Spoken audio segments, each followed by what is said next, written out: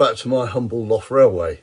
I thought I'd make a video today based on something I was reading on the RM web forum website thingy the other day. And someone posed a question which comes out quite often, which says, which is the best DCC system for running my railway? Somebody replied and said, well, I think this question ought to be banned because it comes up quite often and there's no real answer. All you wind up with is a lot of people saying why the system they got is great and why you should have that. But occasionally you get some quite sensible comments. So, one of them was, well, it doesn't matter what you buy, the best system is always the second or third system you buy. And that rang a bell with me because I'm on my second system, having made a bit of a mistake with the first one. So I thought what it might be worthwhile doing is going through the thought, or lack of it, process that I went through in buying my system, where I've got to now, why I think it works for me, and maybe some of the factors that everybody else should take into account when they're buying a system for their railway. As if you've seen any of my other videos, you will know that my railway is quite big. I've got 62 pairs of points to control, 4 main lines, a branch line, a big engine shed and a goods yard. I very often have 6 trains running at a time, and sometimes if there's somebody else operating as well, 7 trains. So I need a lot of throttles to control it all, and I need a system of changing all the points.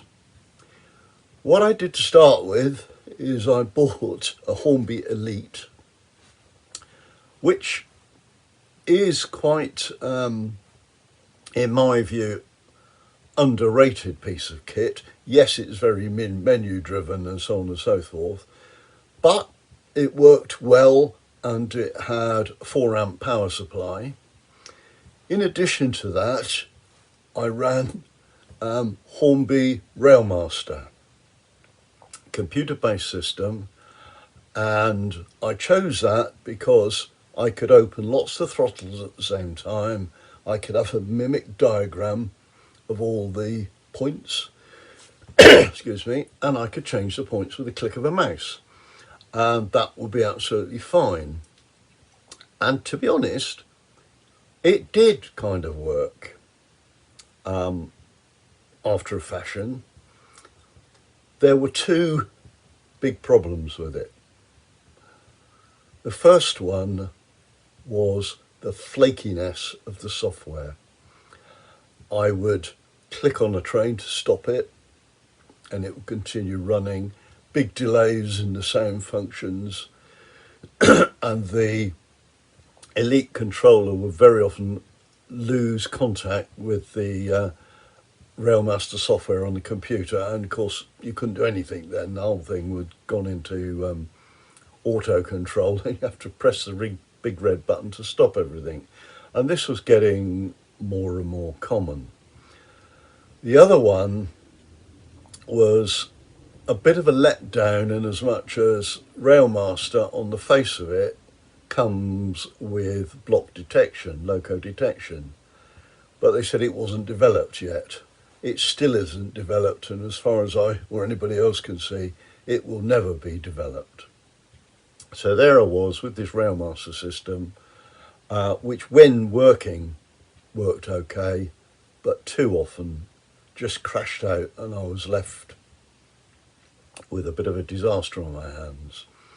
I also had connected to Railmaster a Hornby E-Link with a 4 amp power supply, which ran all the accessories, the points, etc. So now I've got a Hornby Elite, a Hornby E-Link, plus a spare Hornby Elite doing nothing, and the Railmaster, which I have binned, and I decided I had to go for a different system. The main things to think about in retrospect are: how big is your layout? How much power do you need? What sort of control do you need in terms of how many throttles do you need? Do you just run a single branch end to end, just need one throttle? Or like me, do you want 6 or 7 throttles all open at the same time? There's all that to take into account. Plus, when I say the power, it's the amperage that the system will deliver. The Hornby system, to be fair, delivered 4 amps to the Elite and 4 amps to the E-Link, so I had 8 amps total for the layout. And the system I've got now is 2 3 amp units, but they cope extremely well. So maybe I should show you what I went for and how it all works for me. So here we are at my control centre, and as you can see, I've opted to go with the Broco Z21 system. There's the Z21 and the Z21 single booster. Now, why did I choose these? Conventional wisdom says that before you buy a system, you should go to your local model shop and try them all out and see what you think. That's all very well, but there's 2 big drawbacks with that. First one for me is I live in rural France, probably about 200 miles from the nearest model shop. And secondly, if you do go to a model shop, have they got all the systems you can try, or are they simply going to be pushing the one that they like best and sell most of? So that wasn't a possibility. What I did in the end is I looked on RM Web at people discussing various systems. After a while, you can work out who knows what they're talking about and who isn't, and who is knowledgeable about systems. So I took a punt after listening to a guy who I've got a lot of respect for, who uses this system, and I chose it. And to be honest, it was an excellent choice. It is very high quality, it appears to be bomb-proof, and I'm very, very pleased with it. I also invested in ITrain. You don't need to have this software.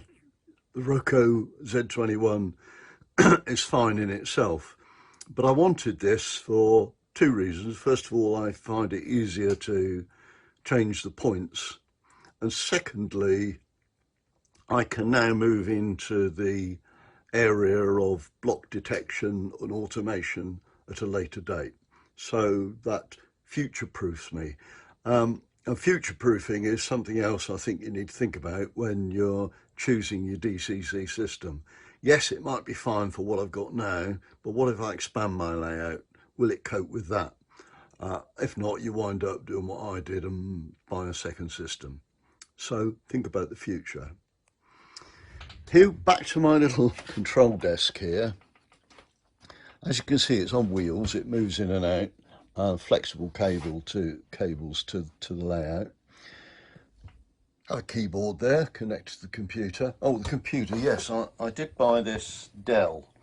I ran Railmaster on an old laptop, and I did wonder whether that was the problem. It was running Windows XP on an old laptop. So I bought a new Dell computer with Windows 10, and it made no difference whatsoever to Railmaster. But on that Dell with Railmaster, it is absolutely stable and bomb-proof. I've had no issues whatsoever. It's wonderful. The other things I like about the Z21 system is the app on the phone. I can't show it on this phone because I'm filming with it, but I've got it on this iPad. I've got it on that iPad as well, and a phone.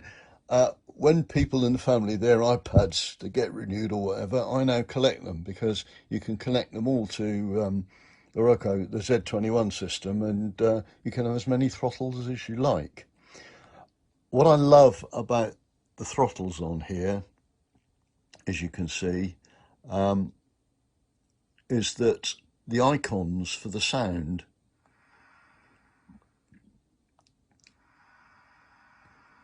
you can turn on and off by just touching them.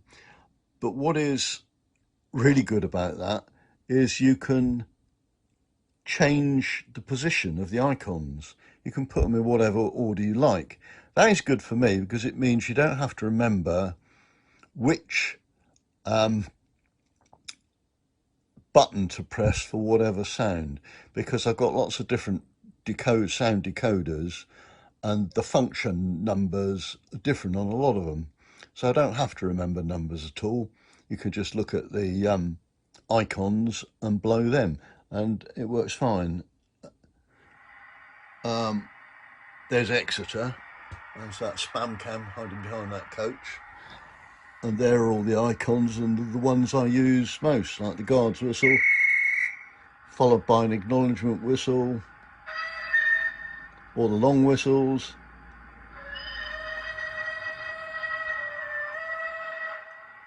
And I can put them in whatever order I like for the ones that I use most, and it is incredibly useful. I can also use it for changing points by just pressing that there. That is a track plan of my branch line terminus, Fern Head, which is up here. So I can work Fern Head by just touching on the things. I can change the points, change that crossover, change it back by just touching that. Or I can do it on ITrain. It's wonderful. Not only that, but I have got a wireless mouse, and I can go down the other end of the layout. Excuse me, shunting along on my chair.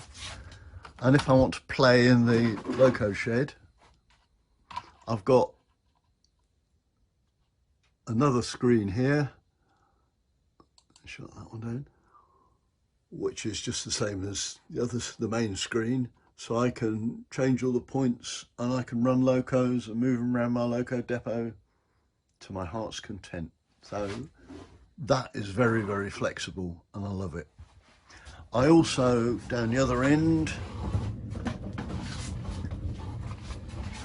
down at my goods depot and TMD, I've got another screen. And I've got another screen up there as well, but it's screen overkill, but it means I can operate the railway. Well, I've got another mouse thing down here, so I can operate the mouse. I can operate it from all ends of the layout with great flexibility, so it's good. For those of you who are not aware, the Z21 system comes with its own TP-Link router, and the Z21s plug into the router, as does the computer, so it all talks to each other. And I have not found a single problem yet with it. It works perfectly. Now, we talked about what are your preferences in controlling locos. I've become very much a touchscreen man, so I use mainly the phones and the iPads to do it. But I can also, you can control locos with the mouse through ITrain if you want. There is actually a facility for controlling the locos through that, obviously. And I've also got a Oroko Z21 mouse. This is the wireless version. You can get tethered ones and plug it into the Z21. This is if you prefer the knob twiddling sensation.